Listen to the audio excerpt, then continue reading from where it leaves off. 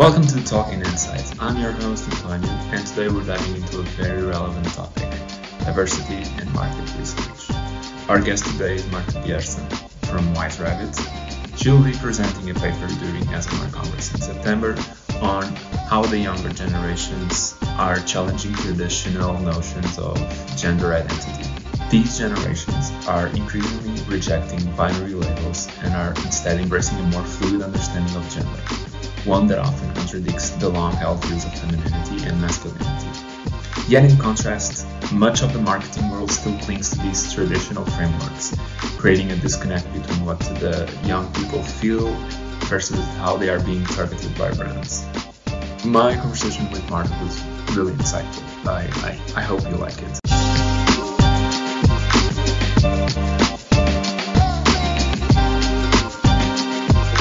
Welcome, Marta. Thanks for being here, and congrats on your paper. By the way, it's brilliant, and I think it's a very crucial time to be talking about that. So thank you for being here. Thank you. Yeah, it's an honor for me, and thank you for inviting me to talk to you today. So I wanted to start to talk about a bit of what drew you to this topic, to the diversity and the storytelling and especially diversity in market research. What took you to that topic? Mm-hmm. Yeah, well, I think it's very important in market research to pay attention to the nuances and to the ways the society is changing in general. And we pay attention to, of course, gender, roles, race, age, so to all this like demographic, let's say, aspects of our targets. But I think that the gender identity is something that's still a bit neglected in our market research work. And I wanted to focus on this non-binary perspective, because what I observe in research is that we still stick to the very traditional male-female targets, and all the communication is targeted towards women or men, and same with products and services. It's the capitalistic view of on people, and it makes us think in this very controlled and very organized way, and it's easier for us to think in this binary perspective. But I think we lose quite a lot forgetting about the third gender or the other genders that exist. And your paper, it touches on Gen Z and this new alpha generations and everything, and how are they redefining the concepts of feminism and masculinity. Can you elaborate a bit on that? Yes, of course. Me and my colleague Milena, that we are working on this topic. We found some research from recent years on gender identity of different societies, and what's interesting is that around 3% of whole global population identifies themselves as non-binary. So, well, it's not a lot, but 3% when we speak about the whole globe, it's quite a few people. And especially Gen Z and the millennials, they tend to be more more open towards this non-binary norms. And especially in the countries like US or Canada, there are already some studies that cover this topic. For example, in the US, I think 2 years ago, there was a survey that revealed that Gen Z are over 20 times more likely to identify themselves as non-binary. Same with, I think, Canadian study. So we see in some research already that it's a topic. And, well, obviously, young generations are more open. They are more often questioning the traditional roles. So I think this is the good target to explore. And that's why we focused on them. But also we conducted a wider project with total populations of quite a few countries in Europe to check if maybe this non-binary perspective is not only attributed to the youth, but also maybe older generations also question their identity and maybe are open to this non-binary view. And do you see these new generations influencing the older generations in that way? The way that they explore their identity will eventually influence the older generations to explore as well their identities? I think so. Well, the young generations are, well, posing this question about gender, and they are questioning this concept of a gender that's very rigid, that's like binary, a bit oppressive. So I think even if we start talking about this, it's already a lot, and for the older generations, it's eye-opening. It gives perspective of a different person. So yes, and in our study, we will talk about it on the Congress, but it's very interesting that even if we look at the whole society from 18 to 60 years old, or even with older people, we see that, of course, on declarative level, but people already try to think about their gender and try to think that maybe it's not like identity that's one and only given for the whole life, but maybe you can question it, you can play with your gender, that the gender roles are not so strict. So yeah, it's very, very interesting. It's very interesting indeed. Yeah. Yeah. I mean, it's interesting to see older people and a different generation just transforming or changing their opinions or the ideas that they had this conceived idea of identity and gender and everything. It's really interesting. These past few years, it's really been interesting to see that. Um, and do you see the brands also, more talking about the marketing part, do you see the brands also evolving on that way to taking some care in their storytelling, into positioning into a more non-binary approach to the market?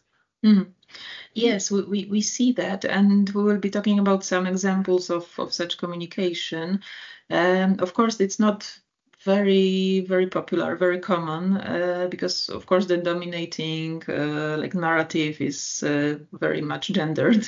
But there are some communications, some brands that are more proactive, more open to this new narrative. And I can talk about a few examples. Like there's Coca-Cola, there's Sephora, MasterCard.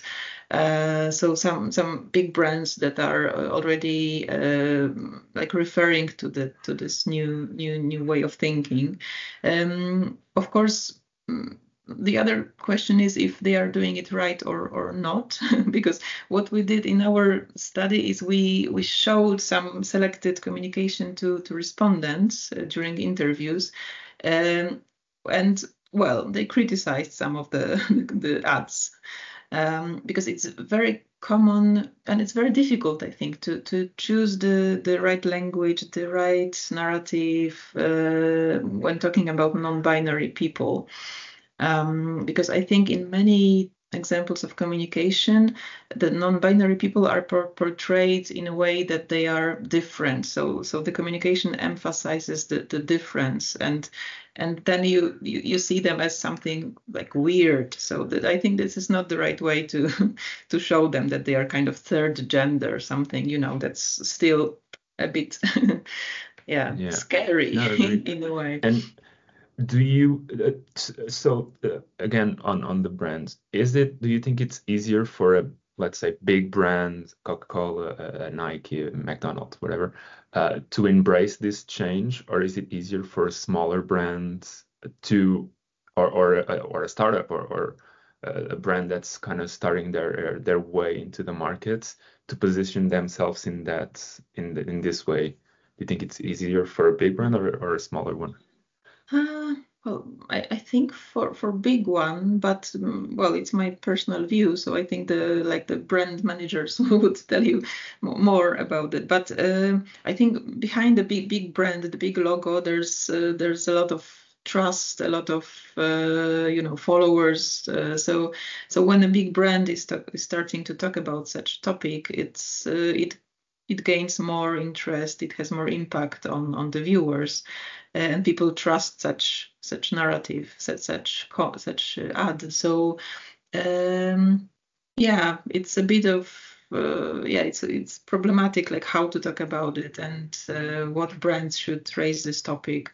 But I think it's important, and it's very brave in a sense that brands try to start to refer to non-binary. But I think it's high time, because society is changing, and they should just observe and reflect on that. Yeah, the examples that you present on the paper that in Congress everyone will hear about it, but I think the examples that you provide there are really interesting. I mean, some of these campaigns or the ways that these brands position themselves, I wasn't, I mean, not fully aware. I mean, it's you cannot see all of the ads everywhere, but I think the one that you're mentioning from the Coca-Cola one, I went back to see it, and I think it's really interesting the way that they position themselves, especially in such an early stage in 2018, where no one was really, I don't know, started talking about it, but I feel like they were the first ones, or one of the first ones, to really putting out there. I think that's interesting. And I was going to ask about the pop culture aspect of it. Do you think pop culture can also influence this? Because nowadays we can see all these, well, especially in the music business and the cinema business and the movies and the TV business, there's a different concern about it. I mean, there's a number of actors and actresses that came out and as non-binary. The same thing with musicians. Do you think this will also influence the way that the people perceive this issue, and the brands will evolve their strategies with it?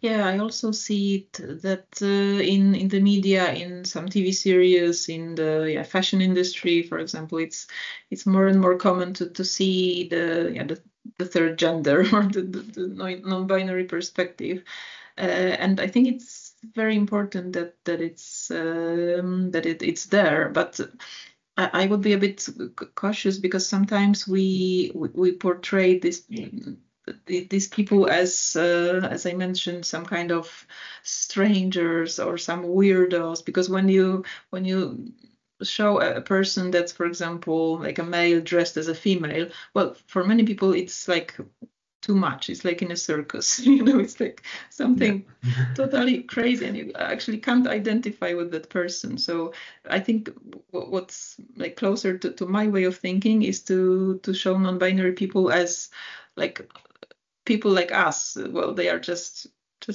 normal people. I don't know. I don't like the word normal, but they are just people that just have a bit like the different maybe identification, but it's okay. And I think we can learn a lot from them, because they question our way of thinking, and they show us that actually thinking outside the box and maybe reflecting on your gender and what does it mean for you. It's very like enriching your personality, and it gives you a lot of, I think, a lot of thought. So I agree with all that, and when I was preparing this interview, I came up with a thing that it crossed my mind. That was, when we're doing all this market research and when we're doing these studies and everything, we're always asking the gender, if you're this or that, or if you don't want to disclose that. And I think that's a really interesting question. But I also would like to understand if the problem is asking that question, if asking the gender is really important. Yes. Or if it's not important at all, like it doesn't matter. We're all people anyway. Like, is it that important to ask that? Yeah, I don't think so because, well, for now, maybe the whole world and the marketing and research is organized in this way still, that we think in this male female categories, that some cosmetics are for men, some are for women, and so it's very much gendered. But maybe it doesn't make sense at all to ask about gender because, yeah, in like 99% of studies, gender question is the first one, and then you just categorize people based on this, and then they have different path in the questionnaire to go through. So this is, I think, yeah, it's the kind of very traditional way of thinking, and I think it doesn't give us a lot these days. So why don't we just start conducting studies without asking about gender? Let's see what comes out. Yeah, yeah. And do you think that brands in the future will start to promote non-gender products instead of I don't know, when you go to a store and it's like the male section and the female section, it's just a section. I know that some brands, like one or two, are start to do that, but do you see that happening more in the future? I would love to see it. Well, I understand that for brands, for marketing, for sales, it's important and it's beneficial to have male and female sections because they sell more. It's like obvious. They say they sell the same T-shirt, but yeah, when it's branded, like this is for men, this is for women, you can sell twice as many. But yeah, it would be great to see this unisex products or yeah, so that would be great. Yeah.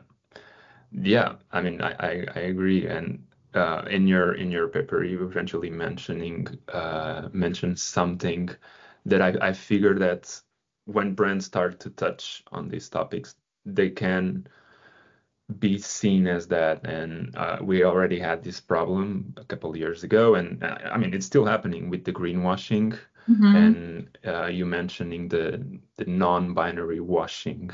Yes. Uh, do you think that the public is more aware of this now because we already passed the greenwashing, or is it still the same thing? I think it's still not very common to reflect on this non-binary washing, whether it's washing or not.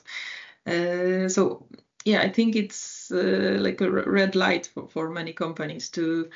Um, of course, it's important to address this topic, but they have to do it in a smart way because if they just do it for to gain audience, to gain more clients or followers, it's not maybe the best strategy because actually they need to apply some actions. They need to really reflect on it and do it in a proper way because otherwise they will be seen as green washers, non-binary washers.